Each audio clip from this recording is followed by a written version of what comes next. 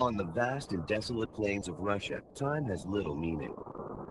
A new age, the 18th century, is about to dawn. While most of Europe enjoys a period of progress, Russia is frozen in time. No one knows it at the time, but in 1682, something happens that will finally force Russia to change. It marks the beginning of an extraordinary rise to power, the rise of Tsar Peter. A towering 6 feet 7 inches tall, Peter will make equally colossal changes to bring Russia in line with the rest of Europe. But the task will not be easy. A nation of 8 million peasants, Russia is a relic of the Dark Ages.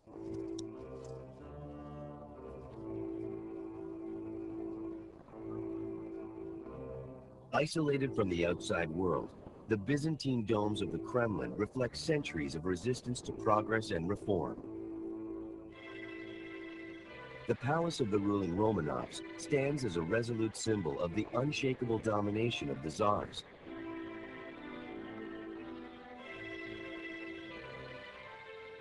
They hold the power of life and death over millions. Their will is law. But even in Russia's long memory, one ruler's drive for power is exceptional. The reign of Sophia Romanov began as it would end, in bloodshed. In 1682, the reigning Tsar died, leaving two younger brothers as his heirs. Their sister, Sophia, seized the initiative. She induced the palace guards, known as the Streltsy, to storm the Kremlin for her and seize control.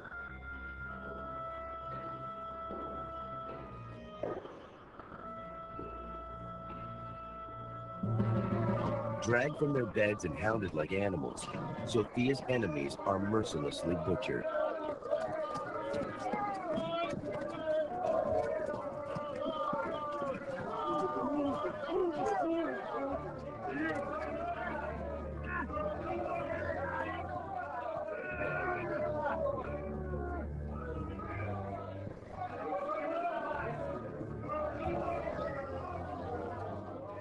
Two witnesses to the brutality are Sophia's stepmother, Natalia, and her son, Peter.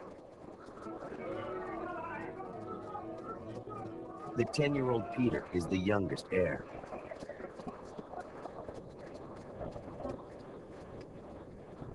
The other possible heir is Ivan, who at 16 has a better claim on the throne. But his health is frail, and his mind is locked in a simple childish state. With one too young and one too feeble, an unusual decision is made. The brothers will share the crown with Sophia as regent. In a unique joint ceremony, the two young Tsars are anointed, but the clock is already ticking on Sophia's regime.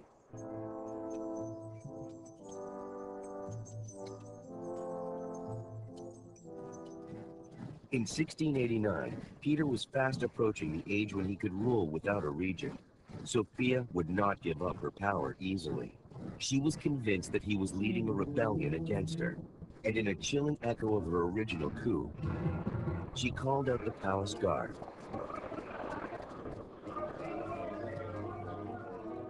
Peter awoke in the early hours to the nightmare that scarred his boyhood, the guards marching against him. But that was 7 years ago. Then he was just a boy. Now he was the anointed Tsar. No palace guard had the courage to touch the embodiment of God on earth. Sophia might have had the throne, but Peter had divine right. The guards abandoned Sophia.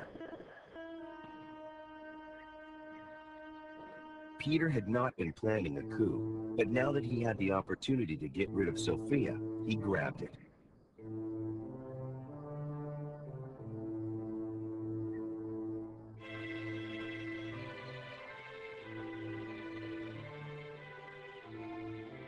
She was banished to a convent outside Moscow. She would never leave.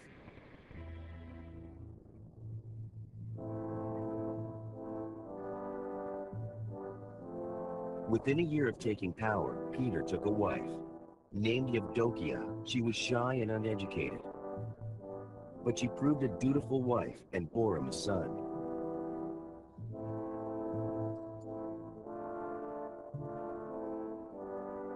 He had a family, he had an heir, he had put his house in order. Now Peter faced a new challenge. Soon he would turn his back on 1,000 years of Russian tradition and carve from the vast and rugged reaches of the East a new and powerful empire.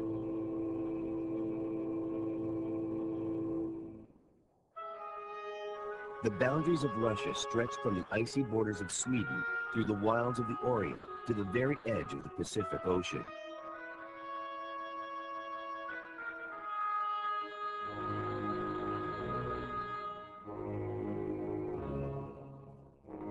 Of the 8 million people born to this unforgiving soil, 95% were serfs, enslaved to grinding poverty and harsh physical labor. Without end, without mercy, theirs was a life with little dignity and less humanity. Progress was pitiful. The peasants had no learning, few tools, and no vision of the future. This was the Russia Peter inherits, a country where people are locked in and change kept out. Only one place was different. Just 3 miles outside Moscow, a prosperous enclave of splendid stone houses identified the so-called German suburb, where most foreigners were consigned to live.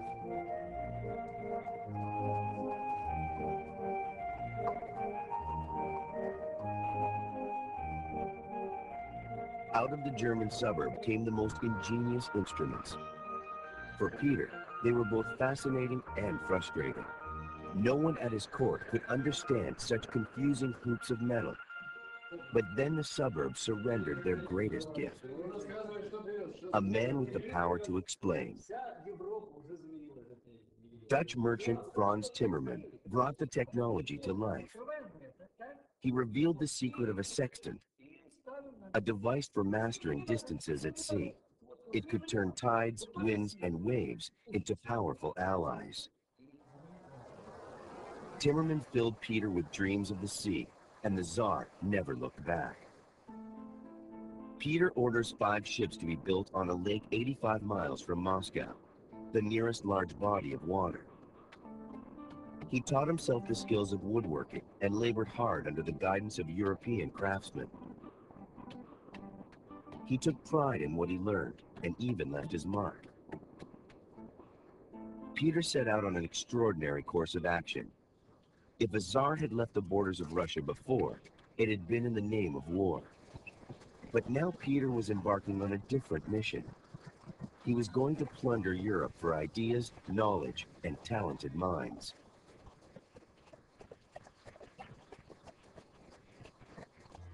In March 1697, he left Moscow. The pomp and ceremony was also left behind.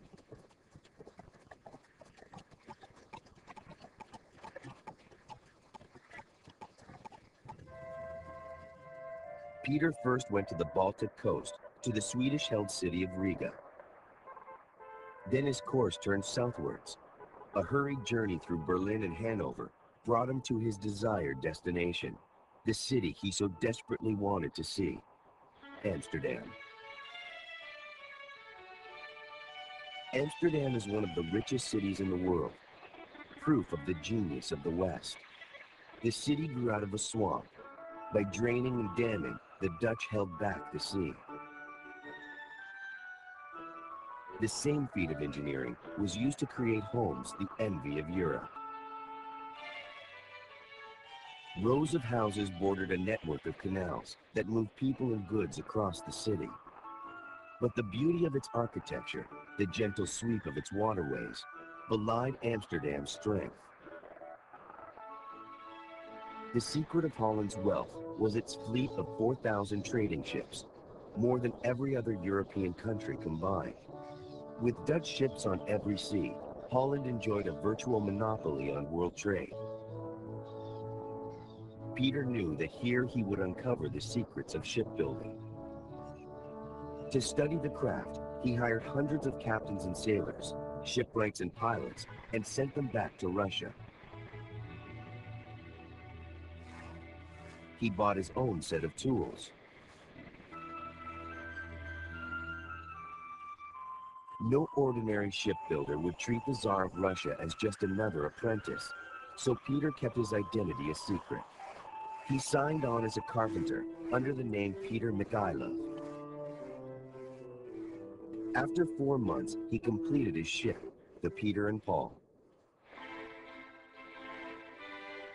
At the invitation of King William III, he sailed for London, where England's finest architect, Sir Christopher Wren, was building St. Paul's Cathedral. He visited the Royal Observatory to consult with the astronomer and borrowed ideas for coins and cannons from the King's Mint and Arsenal. Next, Peter headed back across Europe, through Leipzig, Dresden, and Prague, to the court of the Emperor of Austria. No other city could rival Vienna for its gaiety and splendor. A worldly and westernized Peter prepared to learn a new European art, the delights of high society. But while still 1,000 miles from Moscow, Peter receives chilling news. The palace guards were in revolt. He dashed home, stopping only to change horses.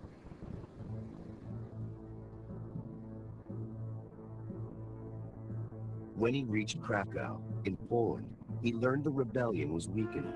By the time the Tsar got back to Russia, 1,800 prisoners lay in chains. His generals informed him that the guards had rebelled against being sent from Moscow to fight the Turks.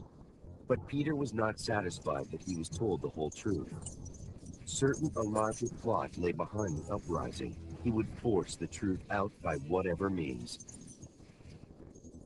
Peter ordered 130 ringleaders executed. The rest would be tortured. The guards were interrogated 6 days a week for 6 weeks. But Peter could find no evidence of a conspiracy. Still, he hanged hundreds of rebels from the Kremlin walls.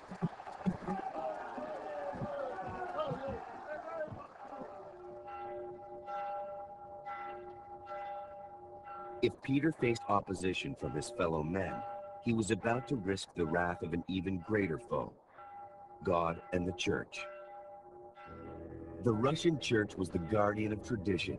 Life was governed by the toll of its bells.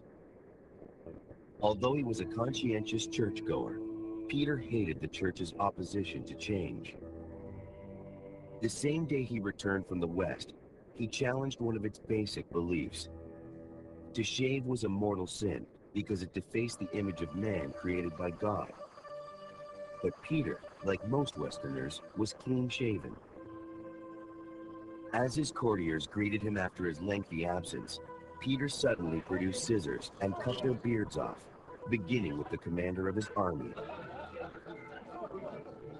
European dress was enforced by decree, and anyone wanting to keep his beard had to pay a tax and wear a small bronze medallion stamped "tax paid." Although these actions spoke of a man bent on change, they paled against Peter's greater plan to make Russia an empire. At 28, the Tsar at last had a fleet, but nowhere to sail it.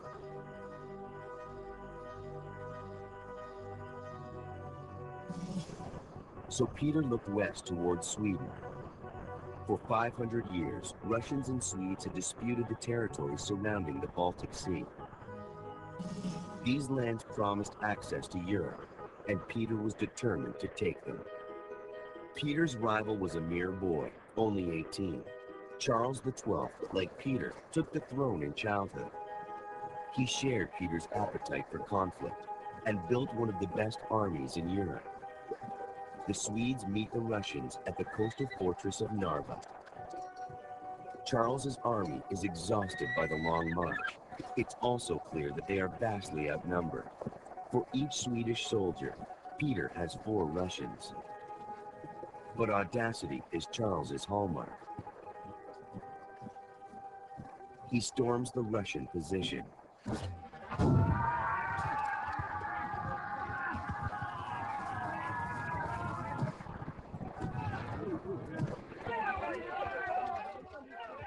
In the face of savage opposition, his daring pays off.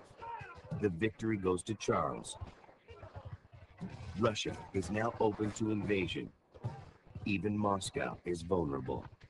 To defend it, Peter has to rebuild his army and re-equip it. With no raw materials, he did the unthinkable. He took the bells from Russia's churches and melted them down.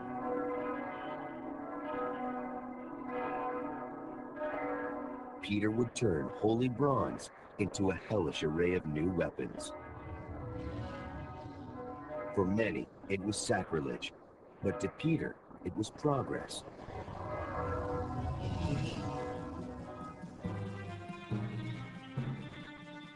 In the summer of 1701, Peter had a stroke of luck.